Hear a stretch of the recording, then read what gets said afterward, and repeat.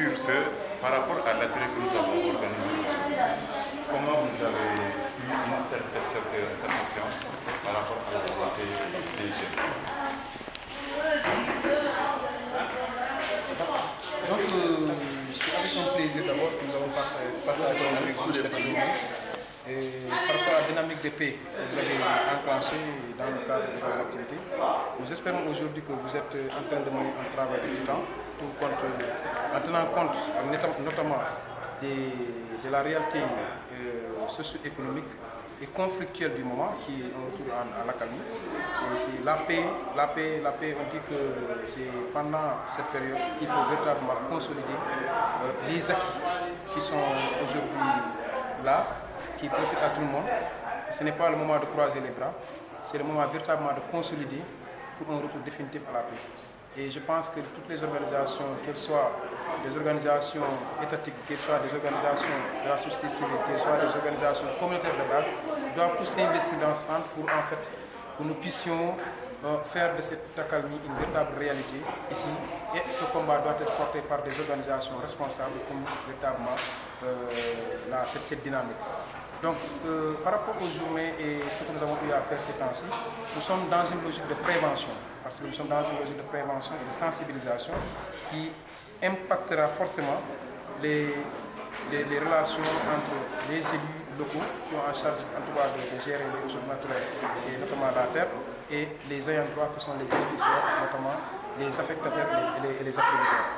Aujourd'hui, quand on parle de conflit, on fait allusion surtout aux ressources naturelles. Et quand on parle aujourd'hui du zircon en Casamance, on parle des terres, avec le conflit Casamance qui a duré une trentaine d'années, qui a vu beaucoup de familles aujourd'hui quitter la Casamance et qui sont revenus, n'est-ce pas, qui avaient des terres ici, qui ont trouvé que ces terres ont été occupées par eux. Donc voilà, ne serait-ce que cela, ça reflète un certain nombre de problèmes qu'aujourd'hui que nous sommes en train de vivre.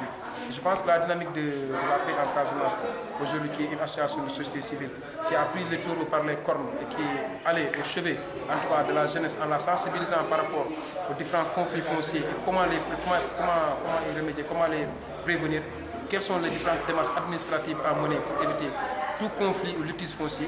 Je pense que voilà des activités qui sont louables et des activités que nous magnifions véritablement au nom de nos chefs de service que nous avons bien voulu représenter et qui sont en tout cas très contents et très satisfaits de la dynamique et encouragent encore une fois et réitèrent leur engagement et leur ferme volonté à accompagner les jeunes de la société civile dans le cadre de la lutte en tout cas contre les conflits et surtout pour la prévention des conflits fonciers dans la région. En tout cas, ils réitèrent leur engagement et leur disponibilité à vous accompagner et à vos côtés et vous encourage et en tout cas vous félicite infiniment. Par rapport à votre exposé, j'ai vu que vous avez touché le noyau. L'ancien système n'existe plus. Quel est votre dernier mot à lancer envers les populations?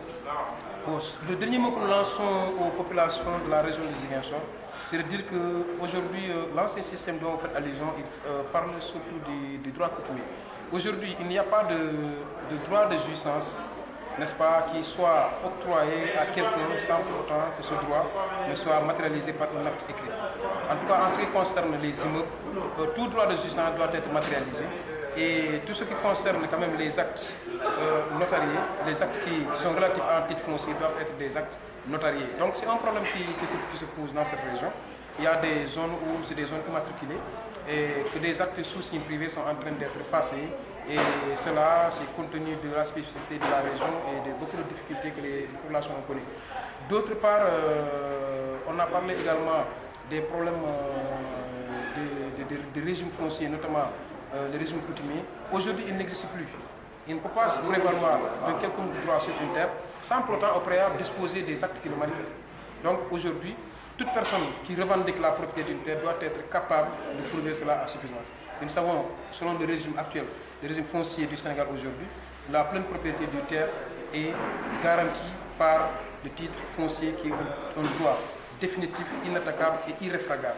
Donc par rapport à ces facteurs, par rapport à ce problème, je pense qu'aujourd'hui, les jeunes que nous avons eu en tout cas à former, à échanger sur la question de ça, ils seront capables de démultiplier et de faire passer l'information au niveau des différentes collectivités pour que ces dernières aussi s'en approprient.